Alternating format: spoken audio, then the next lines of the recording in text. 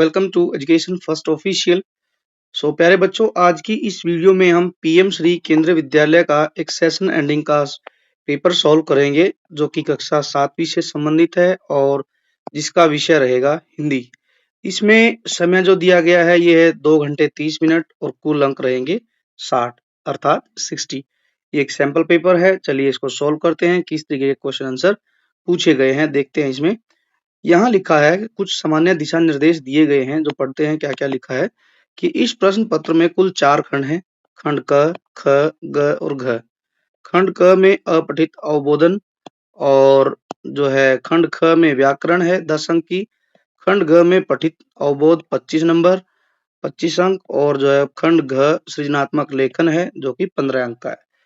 यहाँ बताया गया कि सभी प्रश्न अनिवार्य हैं, कोई छोड़ना नहीं है और सभी प्रश्नों का उत्तर आप जो है क्रम अनुसार लिखिए। ऐसा नहीं कि भाई पहले फर्स्ट क्वेश्चन लिखा फिर फोर्थ सेकंड, ऐसे जो है नहीं करना है। आपको क्रम अनुसार चलना है। उत्तर लिखते समय वर्तनी का विशेष ध्यान आप रखेंगे। चलिए देखते हैं। खंड क से शुरू करते हैं। अपठित अवबोधन में क्या दिया गया। प्रश्न 1 है, निम्नलिखित अपठित गद्यांश को पढ़कर प्रश्नों के लिए सही विकल्प चुनिए। तो नीचे प्रश्न दिए गए हैं, उनके लिए आपने सही उत्तर चुनना है। जैसे पहला प्रश्न है, पहले एक बार गद्यांश पढ़ लेते हैं क्या दिया गया है कि पुस्तकालय की उपयोगिता के कारण ही प्रत्येक विद्यालय में पुस्तकालय की व्यवस्था की जाती है। पुस्तकालय का मतलब होता है बच्चों लाइब्रेरी। आपने देखा होगा कि आपके विद्यालय में भी लाइब्रेरी बनी है और यदि आप किसी अपने दोस्त के साथ दूसरे स्कूल में गए हैं तो आप पाएंगे कि वहां पर भी लाइब्रेरी बनी हुई है, पुस्तकालय बना हुआ है। ऐसा इसलिए होता है क्योंकि पुस्तकालय में जो किताबें रखी जाती हैं उनकी इम्पोर्टेंस बहुत ज्यादा है। आपको किताबों के अलावा ज्यादा से ज्यादा यदि सीखने को मिलता है तो वो पुस्तकालय से सीखने को मिलता है। यहाँ पर आपको क्या क्या मिलेगा देखिए, पुरानी से पुरानी तथा नवीनतम श्रेष्ठ और मूल्यवान पुस्तकें पुस्तकालय में ही मिल सकती है। आप यदि पुस्तकालय में डेली विजिट करते हैं तो आपको वहां पुरानी से पुरानी किताब भी मिलेगी और जो नई किताबें आई हैं और जो बहुत कीमती भी हैं और ज्ञान से भरपूर है, सब तरीके की किताबें आपको पुस्तकालय में देखने को मिलेगी। किसी विद्यालय की शिक्षा पूर्ण करके उस विद्यालय को छोड़ सकते हैं, किंतु पुस्तकालय तो जीवन भर साथी होते हैं। पुरानी से पुरानी पुस्तकों के ज्ञान को पाने के लिए पुस्तकालय ही एकमात्र स्थान है। यहाँ पर यही बताया गया है कि आप मानकर चलिए कि आपने अपनी स्कूली शिक्षा पूरी कर ली है, तो इसका मतलब ये नहीं है कि आप जो है पुस्तकालय से आपका जो है नाता टूट गया, नहीं। फिर भी आपको पुरानी से पुरानी पुस्तकों का ज्ञान यदि प्राप्त करना है तो पुस्तकालय ही एक ऐसी जगह है जहाँ पर आप जाकर जो है ज्ञान प्राप्त कर सकते हैं। आज चारों ओर ज्ञान का विस्फोट हो रहा है। उस ज्ञान को पाने का एकमात्र स्थान पुस्तकालय है। विद्यालय में तो हम 1/4 अंश भी नहीं पढ़ते। परीक्षा में यदि उच्च श्रेणी लानी है, मतलब आपको अच्छी पोजीशन लानी है, तो आपको क्या करना पड़ेगा, विषय की उच्च पुस्तकें पुस्तकालय में ही जाकर पढ़नी होंगी। सिर्फ आप किताब पढ़ लें, जो आपकी किताब क्लास वाली किताब है, आप सोचते हैं उसी से पढ़ के मैं प्रथम स्थान या कोई अच्छी रैंक लाना चाहती हूँ, तो ऐसा नहीं होगा। उसके लिए आपको कुछ अच्छी किताबें पढ़नी पड़ेंगी जो कि पुस्तकालय में उपलब्ध होती है। पुराने और नए लेखकों, महापुरुषों, धर्म, भाषा, सभ्यता और इतिहास और संस्कृति को जानना चाहते हैं तो पुस्तकालय ही एकमात्र सहारा है। वह तो ज्ञान का दर्पण और भंडार है। तो यहाँ पर बच्चों पुस्तकालय का महत्व दर्शाया गया है कि पुस्तकालय किस तरीके से हमारे दैनिक जीवन में महत्वपूर्ण है। अब इसके प्रश्न उत्तर देखते हैं क्या क्या दिए गए हैं। लिखा है, विद्यालय में पुस्तकालय की व्यवस्था क्यों की जाती है? क्योंकि खेल सामग्री रखने के लिए नहीं, खेल सामग्री रखने के लिए पुस्तकालय नहीं होता। पुस्तकालय में तो क्या होता है कि छात्रों को ज्ञान प्राप्त कराने के लिए पुस्तकालय की व्यवस्था की जाती है। उत्तर होगा ख। दूसरा प्रश्न है, पुस्तकालय में किस प्रकार की पुस्तकें मिलती हैं?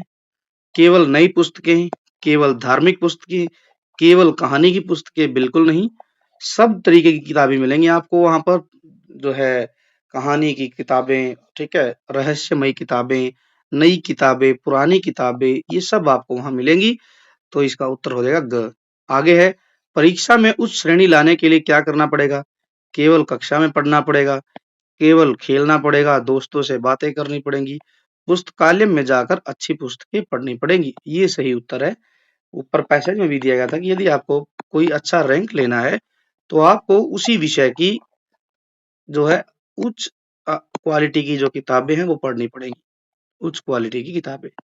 आगे चलिए, पुस्तकालय को क्या कहा गया है? मनोरंजन का स्थान, खेल का स्थान, विश्राम का स्थान, ये तीनों गलत हैं। बच गया क्या है? ज्ञान का दर्पण और भंडार कहा गया है पुस्तकालय को। अब आगे बढ़ते हैं। प्रश्न 2 क्या लिखा गया है कि अपठित पद्यांश को ध्यान से पढ़कर प्रश्नों के लिए सही विकल्प को चुनिए। ठीक है, कविता दी गई है, कविता का अंश है, उसको पढ़ते हैं, फिर इस पर आधारित जो प्रश्न है उनको देखते हैं। यहाँ लिखा है, चाह नहीं मैं सुरबाला के गहनों में गूथा जाऊं, चाह नहीं प्रेमी माला में बिंद प्यारी को ललचाऊं, चाह नहीं सम्राटों के सौ पर हे हरि डाला जाऊं, चाह नहीं देवों के सिर पर चढ़ूं, भाग्य पर इठलाऊं, मुझे तोड़ लेना वनमाली, उस पथ में देना तुम फेंक, मातृभूमि पर शीश चढ़ाने, जिस पथ जावे वीर अनेक। तो बच्चों ये जो कविता है ये एक छोटी सी कविता है जिसका नाम है पुष्प की अभिलाषा। आपने जरूर पढ़ी भी होगी, पुष्प की अभिलाषा। अभिलाषा का मतलब होता है इच्छा और पुष्प का मतलब होता है फूल। एक फूल की क्या इच्छा है? फूल ये कह रहा है कि मेरे मन में चाह नहीं है। चाह मतलब मेरे मन में कोई इच्छा नहीं है कि मैं सुरबाला, सुर मतलब होता है कि देवता, ठीक है, देवता, और बाला मतलब, बाल का मतलब होता है लड़का, और बाला का हम मतलब कह सकते हैं लड़की। कि फूल कह रहा है कि मुझे किसी जो है सुरबाला देवता की लड़की, या फिर हम इसको ऐसे कह सकते हैं सामान्य रूप में कि भाई मेरे मन में कोई चाह नहीं है कि मैं किसी लड़की के गहनों में मुझे गूथा जाए, मेरे मन में कोई इच्छा नहीं है कि प्रेमी माला में बिंद कर मैं प्यारी को ललचाऊं। जिस तरीके से शादी जब होती है, वर वधू माला पहनाते हैं एक दूसरे को, तो वर वधू जब माला पहनाते हैं तो उसमें भी फूल होते हैं। तो पुष्प कह रहा है, फूल ये कह रहा है कि मेरी कोई इच्छा नहीं है कि मैं जो है वर वधू जो होते हैं उनकी जो माला होती है उसमें गूथा जाऊं, ऐसा नहीं है। चाह नहीं सम्राटों के सौ पर, फिर फूल कह रहा है कि मेरे मन में यह भी इच्छा नहीं है कि जो राजा महाराजा है जिनकी मृत्यु हो गई है उनके शवों पर मुझे डाला जाए, और मेरे मन में कोई ये चाह भी नहीं है, इच्छा भी नहीं है कि जो घर में जो देवताओं के मंदिर हैं, देवों के सिर पर मैं चढ़ूं, नहीं, मेरे मन में वो भी चाह नहीं है। चाह किस चीज की है पुष्प के मन में? पुष्प कह रहा है, फूल ये कह रहा है कि मेरे मन में तो एक ही चाह है, हे मेरे वन के माली, मुझे उस पथ पर तुम फेंक देना। किस पथ पर? जिस पथ पर जो है हमारे देश के वीर सैनिक अपना सब कुछ बलिदान करके, मातृभूमि पर बलिदान करके जिस रास्ते से वो जाएंगे, उनके शव जाएंगे, ठीक है, उन पर बिखेर देना। मातृभूमि पर शीश चढ़ाने, जिस पथ पर जावे वीर अनेक, ऐसे रास्ते पर मुझे बिखेरना जहां पर मेरी देश की भूमि की रक्षा करने के लिए जो वीर हैं वो अपना शीश चढ़ाने जा रहे हैं, मुझे उस रास्ते पर बिखेर देना। ये इच्छा है पुष्प की। चलिए अब कविता के आधार पर जो प्रश्न दिए गए उनको देखते हैं। कवि किसकी इच्छा नहीं करता?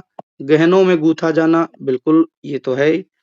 मातृभूमि की सेवा करना, वीरों के मार्ग में बिछना, वीरों के साथ चलना। देखो किसकी इच्छा नहीं करता वो पूछा गया है, तो इच्छा किसकी नहीं करता है कि वो चाहता नहीं है कि किसी के गहनों में मुझे गूथा जाए। ठीक है, कोई भी जब नवविवाहिता लड़की होती है वो गहने पहनती है, और तो उस समय फूल भी लगाए जाते हैं, फूल बालों में या कहीं कंगन में। तो उस फूल कह रहा है कि मुझे ऐसी जो है जगह प्रयोग न किया जाए, गहनों में मुझे गूथा न जाए, बल्कि मुझे तो उस रास्ते पर बिछाया जाए जिस रास्ते से वीर सैनिक गुजरते हैं। तो इसका उत्तर हो जाएगा क। दूसरा है, प्रेमी माला में बिंद प्यारी को ललचाऊं, इसका अर्थ क्या है? प्रेम का संदेश देना, वीरों का सम्मान देना, नहीं, सजावट बनकर किसी को आकर्षित करना, ये इसका अर्थ होगा। ठीक है, प्रेमी माला में बिंद जो है प्यारी को ललचाऊं। ये इसका अर्थ होगा कि सजावट बनकर किसी को आकर्षित न करूं। वनमाली प्रयोग किसके लिए किया गया? तो माली के लिए। किसके लिए किया गया? माली के लिए। कवि की सबसे बड़ी इच्छा क्या है? गहनों को सजाना? नहीं। देवताओं के सिर पर चढ़ना? बिल्कुल गलत। राजा के महल में जाना? नहीं। कवि की सबसे बड़ी इच्छा है पुष्प के रूप में कि वह बलिदान देने वाले वीरों के मार्ग में बिछ जाए। तो इसका उत्तर होगा ग। आगे है प्रश्न 5। इस कविता का मुख्य भाव क्या है? प्रेम और सुंदरता, देशभक्ति और बलिदान। तो यही इसका आंसर होगा, देशभक्ति और बलिदान। अब हम आगे बढ़ते हैं। आगे है खंड ख। खंड ख में क्या लिखा गया है? व्याकरण से संबंधित है। पहला प्रश्न कि निम्नलिखित वाक्यों में से किन्हीं 3 वाक्यों को पढ़कर उनका काल बदलकर लिखिए। ठीक है, 4 दिए गए हैं, 3। पहला है आज वह दिल्ली से आया है। भविष्य काल बनाना है, तो ठीक है, इसको हम इस तरीके से लिखेंगे, वह आज दिल्ली दिल्ली से। भविष्य के लिए हम क्या करेंगे? लिखेंगे आएगा। आएगा। मैं कल दिल्ली जाऊंगा। भूतकाल में बदलना है, तो हम इसको लिखेंगे मैं कल दिल्ली गया था। इस तरीके से लिखेंगे। मैंने, यहाँ मैं नहीं, मैंने वहां अनेक स्थान देखे। ठीक है, तो इसको भविष्य काल में बदलना है, तो ये लिखेंगे मैं वहां अनेक स्थान देखूंगा। स्थान देखूंगा, ये हो गया। चौथा क्या दिया गया है? चौथे को भी देख लेते हैं। काजल खाना खा चुकी थी। वर्तमान काल में बदलना है, तो चुकी थी की जगह हम लिखेंगे काजल खाना खा रही है। वर्तमान में काम चल रहा है, ये हम लिख देंगे। आगे है प्रश्न 4। निम्नलिखित में से कोई 2 प्रत्यय लगाकर शब्द बनाइए, शब्द नहीं शब्द बनाइए। आवट, वाला, ई और इक। आवट के लिए हम लिखेंगे सजावट। ठीक है, सजावट और बनावट, या फिर हम लिख सकते हैं लिखावट। वाला, सब्जी वाला, सब्जी वाला, दूध वाला। ठीक है, ई। ठीक है, ई के लिए हम लिखेंगे कि भारतीय। भारतीय, और इसके अलावा हम लिखेंगे, एक बार ये थोड़ा सा होल्ड करते हैं, दूसरे पे चलते हैं। एक दैविक। दैविक। ठीक है, तो इस तरीके से आप प्रत्यय जो है यूज करके शब्द बनाएंगे। आगे बढ़ते हैं। अब इनके आप बच्चों एक एक आप स्वयं से लिखेंगे। यदि मुझे याद आता है तो मैं साथ के साथ आप लोगों को बताता भी चलूंगा। ठीक है, आगे है मुहावरों के अर्थ लिखकर वाक्य बनाइए। ठीक है जी। ईद का चांद होना, तो ये लिखना है, इसका अर्थ होगा कि बहुत दिनों बाद दिखना। ठीक है, पहले का तो ये होगा। और चलिए इनको एक बार हम मिटा देते हैं ताकि हम वाक्य बना सकें। इनके लिए वाक्य हमने बनाना है, तो लिखते हैं ईद का चांद होना। इसको हम पहले को यहाँ लिखते हैं। किस तरीके से लिखेंगे? देखिए कि राहुल तो नौकरी लगने के बाद, नौकरी लगने के बाद ईद का चांद, ईद का चांद ही हो गया। वह आजकल मिलता ही नहीं, मिलता ही नहीं। तो इस तरीके से बच्चों आप भी अपना कोई वाक्य बना सकते हो, ज़रूरी नहीं है कि यही लिखना है। यदि आपको ये अच्छा लगे तो ये भी ठीक है, अदरवाइज़ आप खुद भी लिख सकते हैं। अब है अंगूठा दिखाना, तो इसका हम लिखेंगे इनकार करना, इनकार करना। तो हम इसके लिए लिखेंगे कि मैंने अपने भाई से मदद मांगी तो उसने मुझे मुझे अंगूठा दिखा दिया, अंगूठा दिखाया। ठीक है, अंगूठा दिखाना, इनकार करना। आगे आकाश पाताल एक करना, इसके लिए हम लिखेंगे आकाश पाताल एक करना के लिए कि बहुत अधिक मेहनत करना, बहुत अधिक मेहनत करना, मेहनत करना। तो हम लिखेंगे इसके लिए कि स्कूल की फुटबॉल टीम में चयनित होने के लिए राधा ने आकाश पाताल एक कर दिया। तो इस तरीके से बच्चों हमने वाक्य बनाने, और अंत में जो दिया गया है वो है कि अपने मुंह मियाँ मिट्ठू बनना का मतलब होता है कि अपनी प्रशंसा खुद करना, खुद करना। ठीक है, तो इसका भी वाक्य आप जो है खुद से बना सकते हैं कि जैसे हम लिख सकते हैं कि जब कोई ऐसे प्रथम स्थान प्राप्त करता है या फिर किसी को अच्छे अंक मिलते हैं, तो जब उसकी कोई बड़ाई नहीं करता है, तो ठीक है, वो खुद ही जा जाकर दूसरों के सामने अपनी बड़ाइयाँ करता है, तो ऐसे व्यक्ति को बोलते हैं कि वह अपने मुँह मियाँ मिट्ठू बन रहा है, अपने मतलब अपनी प्रशंसा खुद कर रहा है।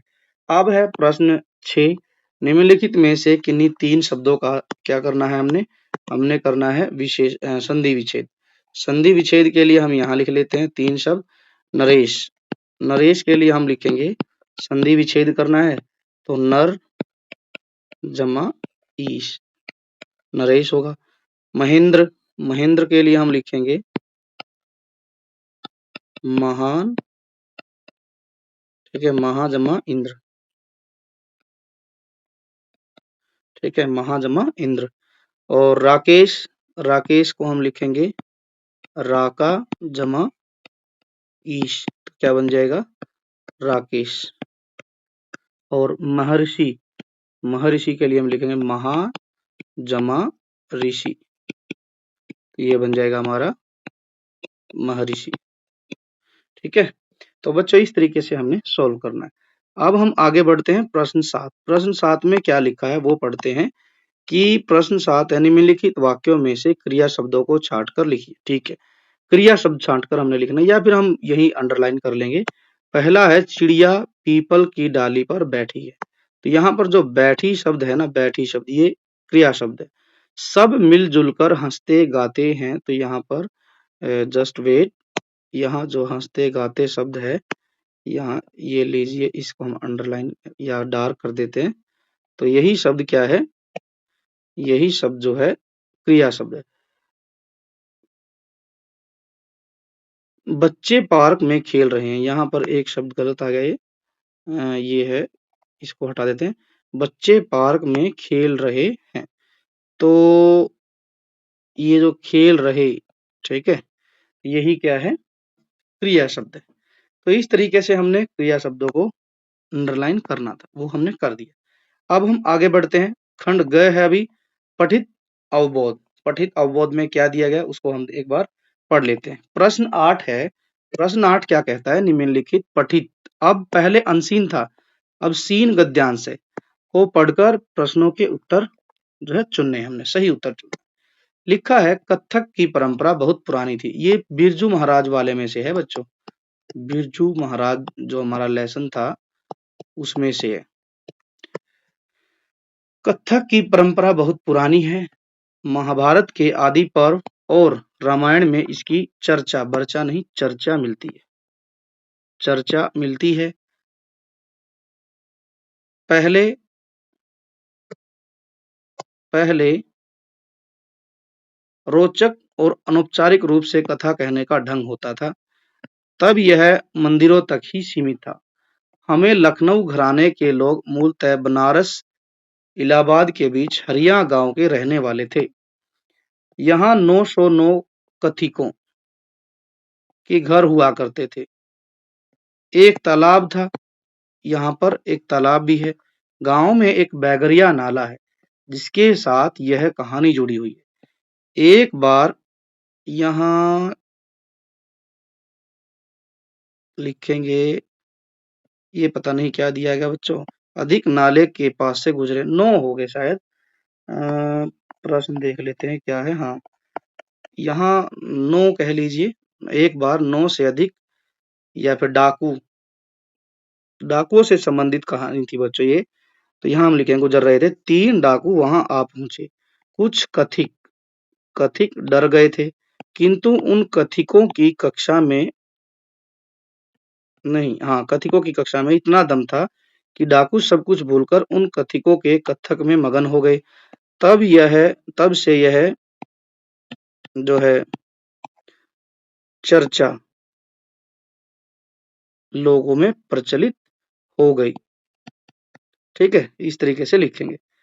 अब है बैगरिया नाला जू तुम जोर, 9 कथिक नाचावे 3 चोर, जब तबला बोले दिंदौन, तब एक एक कर 3-3, एक एक पर 3-3।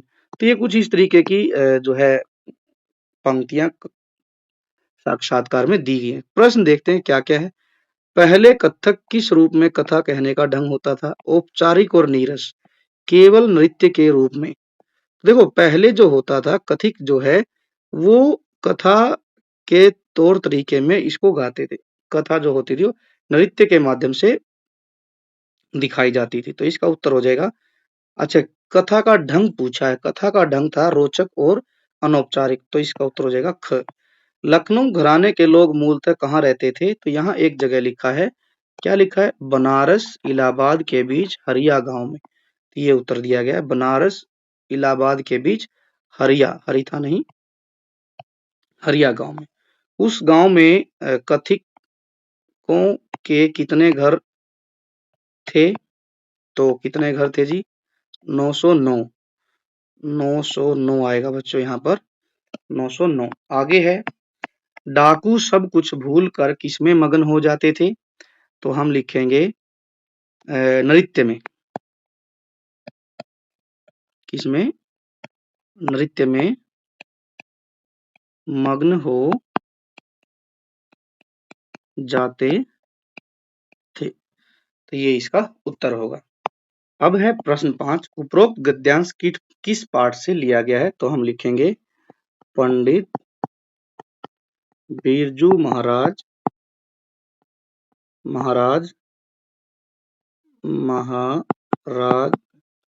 से साक्षात्कार। साक्षात्कार का मतलब होता है इंटरव्यू। चलिए, ये भी हो गया। अब है प्रश्न 9। निम्नलिखित पद्यांश को पढ़कर पूछे गए प्रश्नों के उत्तर देने हैं। ठीक है जी, दीजिए। ठीक है जी। सब मिलजुल कर रहते हैं वे, सब मिलजुल कर खाते हैं, आसमान ही उनका घर है, रहते जहां वहां वे अपनी दुनिया एक बसाते हैं, दिन भर करते काम, रात में पेड़ों पर हो जाते हैं, नहीं सो जाते हैं, पेड़ों पर सो जाते हैं। उनके मन में लोभ नहीं है, पाप नहीं, परवाह नहीं, जग का सारा माल हड़प कर जीने की भी चाह नहीं। ये जो कविता है बच्चों, कविता की पंक्तियां हमारा जो पाठ 9 है चिड़िया कविता उसमें से ली गई है। चिड़िया कविता से। चलिए अब प्रश्न देखते हैं क्या क्या है। सब मिलजुल कर रहते हैं वे, पंक्ति में किसके लिए प्रयुक्त हुआ है? पक्षियों के लिए। किसके लिए? पक्षियों के लिए। पक्षियों का असली घर क्या है? ऊपर दिया गया है आसमान ही उनका घर है। तो यहाँ पर ये लिखेंगे आसमान। पक्षी दिन भर क्या करते हैं? आराम करते हैं, सोते हैं, काम करते हैं, खाते हैं। देखो दिन भर करते काम है, तो यहाँ पर हो जाएगा काम करते हैं। उनके मन में लोभ नहीं। पंक्ति से क्या पता चलता है? वे तो बहुत धनवान है, वे क्रोधित नहीं है, वे दुखी नहीं है, मतलब वे लालची नहीं है, ये हम लिखेंगे। उपरोक्त पद्यांश किस कविता से लिया गया है? तो हम लिखेंगे चिड़िया कविता। इससे लिया गया है चिड़िया कविता से, ये उत्तर हो जाएगा। अब है प्रश्न 10। प्रश्न 10 क्या कहता है, एक बार देख लेते हैं क्या लिखा है कि निम्नलिखित में से किन्हीं 5 प्रश्नों के उत्तर लिखिए। 10 अंक के प्रश्न, ठीक है। प्रश्न दिए गए हैं कुछ इस प्रकार से हैं कि सारे जग की शोभा निर्भर है इसके ऊपर, इस पंक्ति का क्या अर्थ है और क्यों? दूसरा प्रश्न है बिना विचारे काम करने का क्या परिणाम होता है? जो मिलता है अपने श्रम से उतना ही भर लेते हैं, पक्षी अपनी आवश्यकता भर ही संचय करते हैं, मनुष्य का स्वभाव इनसे भिन्न कैसे है? इन सभी प्रश्नों का उत्तर बच्चों हमने जो है इनके उत्तर एक ही जगह पर लिख लिए हैं ताकि वीडियो ज्यादा लंबी ना हो, इसलिए हमने सभी प्रश्नों के उत्तर एक ही जगह लिख रखे हैं। हम पहले प्रश्न पढ़ लेते हैं, फिर साथ में सभी के उत्तर डिस्कस करेंगे। यहाँ चौथा प्रश्न भी है, नृत्य सीखने के लिए संगीत की समझ होना अनिवार्य क्यों है? ये बिरजू महाराज ने बताया था। बसो मेरे नैनन में नंदलाल के पहले पद में मीरा ने कृष्ण के बारे में क्या बताया है? कवि गिरधर राय की कुंडलियों के आधार पर आप अपने जीवन में कौन-कौन से बदलाव लाना चाहोगे? कुछ ये प्रश्न है। एक प्रश्न नंबर 11 दिया गया है, निम्नलिखित में से किन्हीं 5 नहीं, यहाँ पर 2 आएगा। किन्हीं 2 प्रश्नों के उत्तर लिखिए। लिखा है कल्पना कीजिए कि आप एक ऐसे व्यक्ति से मिले हैं जो हमेशा बीती बातों में खोया रहता है। आप उसे समझाने के लिए क्या-क्या करेंगे? या फिर सारे जग की शोभा निर्भर है इसके ऊपर, कविता में कहा गया है कि कविता पर सारे संसार की शोभा निर्भर है। वर्षा के अभाव में मनुष्य और पक्षियों पर क्या प्रभाव पड़ता है? ये 5 अंक के प्रश्न हैं। 2 आप जो है एक ही है, एक करना है बच्चों। तो हम देखते हैं क्या इनके उत्तर हैं। चलिए सीधा हम डायरेक्ट उत्तरों की तरफ चलते हैं। तो बच्चों ये है वे प्रश्न जो अभी-अभी हमने डिस्कस किए हैं, ये 12 और 13। अब है प्रश्न 14, पर्यावरण बचाओ विषय पर एक पोस्टर बनाइए।